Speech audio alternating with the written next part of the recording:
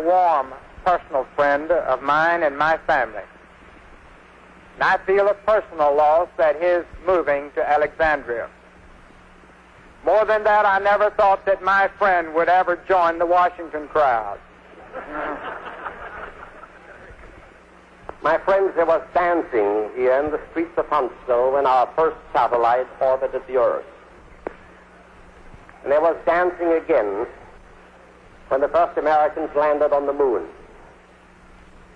I'd like to ask you, don't hang up your dancing slippers.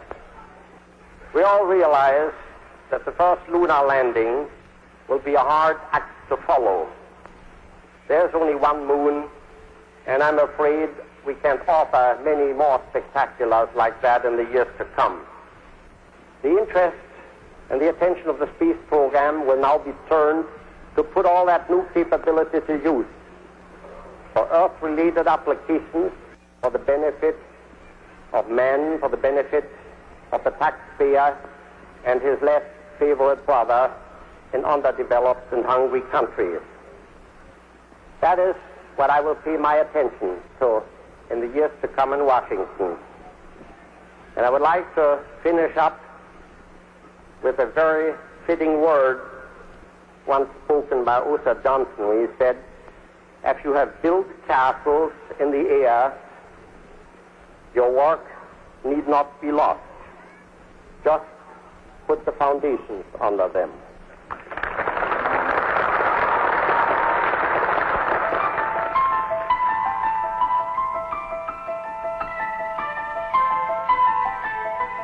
He will spend the next 5 years of his life in Washington, D.C. at Fairchild Industries. He focuses attention on the peaceful uses of communications satellites.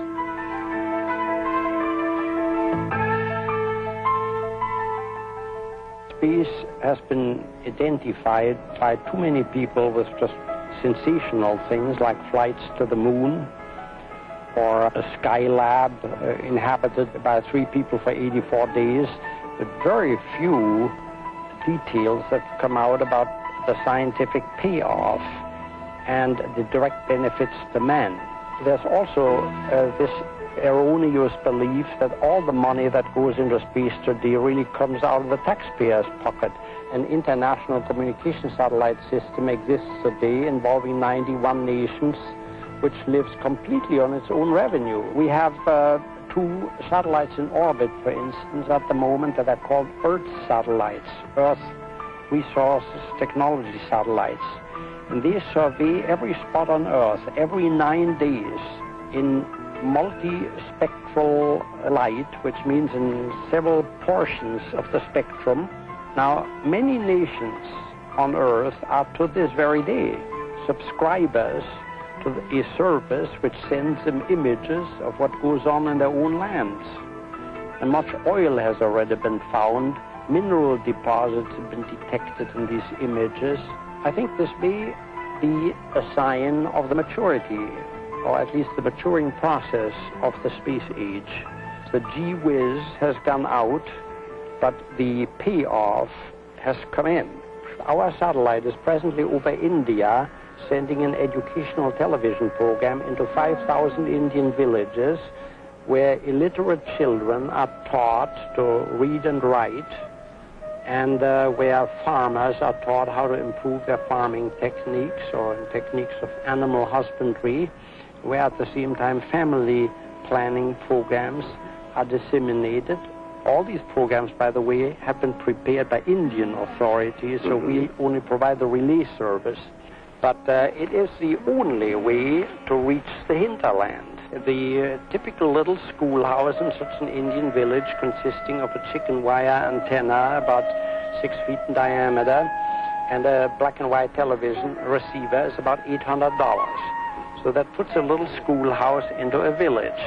When you consider that of the 560 million people that India has, over 80% live in more than 500,000 villages, of which only a tiny percentage has teachers.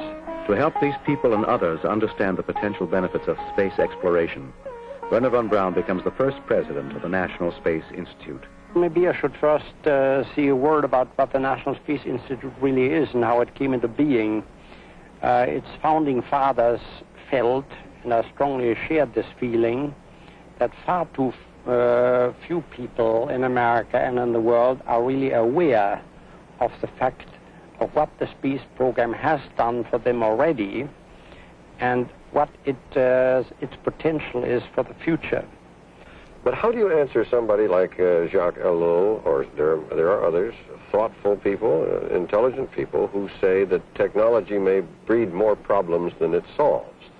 Do you have an answer to that, or what is your attitude toward it? Well, I will not deny that most technologies have bred a great deal of problems.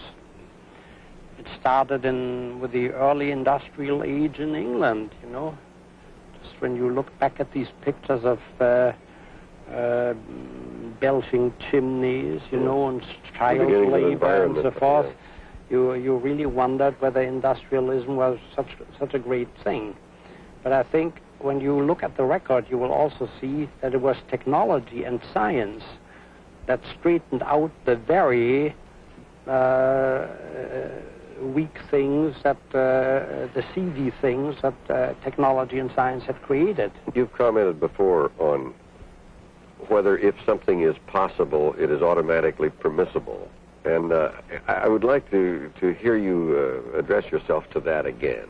Well, my position is it does not at all follow that anything that is possible is also permissible, because nowadays many things are possible for science that are indeed of a very dubious nature. And we have to make choices, there's no question about it. But to make the right choices is sometimes an awfully difficult thing. Let me quote from a well-known example from antiquity to make my point. You know, there was this guy Prometheus who brought man the fire. And in so doing, he defied a specific order given to him by Zeus not to do it. Now, I think had Prometheus not defied Zeus, we would still be shivering in the caves. And eating raw meat. And eating raw meat. Now, if you translate this situation in our modern world, Zeus may have convened for example, an environmental impact committee, asking them to find out for him first what the effects of bringing the fire to man would be. And it doesn't take much imagination to see that this appraisal of that impact committee would have been absolutely disastrous. They would have said man will abuse fire for the war, to destroy houses, to burn forests down, to all sorts of gory things, and the net result would have been absolutely no. And yet look where we would have been, you know, had Prometheus not gone ahead. Now today we are confronted with very similar questions. We are talking about breeder reactors. We are talking about thermonuclear fusion. We are talking about genetic engineering. You know, are we permitted to tamper with the famous double helix that carries the genetic information through the ages and assures the constancy of the species? These are all very, very difficult questions to answer. You can always convene committees and see if man starts tampering with these things, you know, only terrible things can happen. Now, unfortunately, the same story has another angle. For example, mankind is, no matter what we do, multiplying by leaps and bounds, and we have to find more food. We have to find more energy.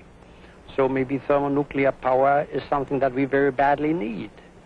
Maybe breeder reactors is something that we will not be able to do without, because otherwise we may run out of uranium one fine day. We will undoubtedly run out of oil much faster than most people realize. And it could very well be that genetic